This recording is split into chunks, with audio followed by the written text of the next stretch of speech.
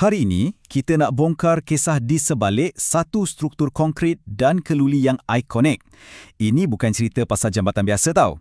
Ini cerita tentang cita-cita sebuah negara, macam mana satu impian kejuruteraan tu boleh jadi nadi kemajuan kita semua. Persoalannya, macam mana sebuah binaan gergasi macam ni boleh ubah nasib sebuah pulau yang digelar Mutiara Timur? Untuk faham cerita ni, kita kena rewind sikit, kembali ke zaman sebelum jambatan ni wujud.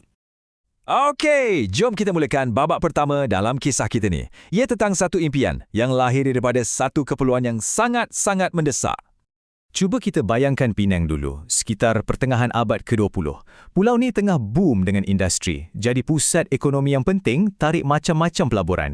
Tapi, di sebalik semua kemajuan ni ada satu masalah besar.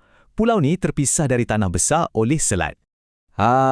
Inilah realiti hidup orang Penang dan bisnes-bisnes kat sana masa tu. Nak harapkan apa? Feri je lah satu-satunya pilihan. Cuba bayangkan, sesaknya JT waktu puncak, feri pula lambat, barang tak boleh nak hantar cepat, memang potong steam kan? Potensi sebenar pulau ni macam tersekat disebabkan hal ni. Jadi, dah terang lagi bersuluh. Kalau Penang nak terus maju, dia tak boleh lagi terasing macam ni. Keperluan untuk ada satu jambatan yang kekal dah bukan lagi sekadar angan-angan. Ia dah jadi satu kemestian yang tak boleh nak elak lagi. Jadi, macam mana idea yang mendesak ni mula bertukar daripada impian atas kertas kepada satu plan tindakan yang betul-betul konkret? Nah, di sinilah babak perancangan mega bermula. Benda ni bukan jadi semalaman tau. Idea ni mula-mula keluar tahun 60-an lagi. Lepas tu, bila masuk tahun 70-an, barulah kajian-kajian serius mula dibuat. Nak kaji reka bentuk, kos, untung rugi, semualah. Akhirnya, green light. Pada tahun 1979, projek mega ni pun dilancarkan secara rasmi. Salah satu keputusan paling penting mestilah reka bentuk jambatan tu sendiri. Daripada 5 pilihan, reka bentuk, kabel state atau gelegar konkrit bersangga kabel ni yang dipilih. Kenapa? Senang cerita, sebab praktikal. Reka bentuk macam ni membolehkan bahagian tengah jambatan jadi tinggi, so kapal-kapal kargo yang besar gedabak pun boleh lalu kat bawah tanpa sebarang masalah. Pelabuhan Pulau Pinang kena terus beroperasi kan? Dan yang menariknya, projek ni bukan projek shot sendiri tau. Ini projek bertaraf antarabangsa. Bayangkan, ada perunding dari Amerika Syarikat, kontraktor utama pula dari Korea Selatan iaitu Hyundai Engineering dan sudah tentulah tulang belakangnya, jurutera dan pekerja dari Malaysia sendiri. Memang gabungan yang mantap. Baik, sekarang kita masuk babak yang paling best dalam cerita ni. Peringkat pembinaan. Ini bukan setakat bina jambatan biasa-biasa. Ini adalah tentang membina sebuah gergasi konkrit. Projek terbesar yang pernah ada kat Malaysia masa tu. Berapa kosnya? Dengar ni, 850 juta ringgit. Jumlah yang sangat besar untuk zaman tu. Ini tunjukkan betapa komitednya kerajaan nak jadikan projek ni satu kenyataan. Dan tenaga kerja yang diperlukan memang luar biasa. Pada waktu puncaknya, seramai 2,700 orang pekerja terlibat serentak dalam projek mega ni. Dan mereka inilah wira-wira tak didendang di sebalik jambatan ni. Seramai 1,900 rakyat Malaysia kita berbilang kaum bekerja bahu ke bahu dengan 800 rakan sekerja dari Korea Selatan.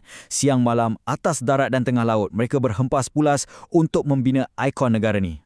So, macam mana diorang bina benda Allah ni? Proses dia memang kompleks gila, tapi kita ringkaskan jadi 4 langkah utama. Mula-mula, diorang tambak tanah untuk buat tapak. Lepas tu, masuk kerja paling kritikal, tanam beribu-ribu tiang asas atau cerucuk jauh ke dalam dasar laut. Kemudian, alang-alang konkrit gergasi diangkat satu persatu. Dan akhir sekali, bahagian tengah yang ada kabel-kabel ikonik tu dibina. Okey, sekarang saya nak bagi anda satu nombor. 648 kilometer. Apa benda ni?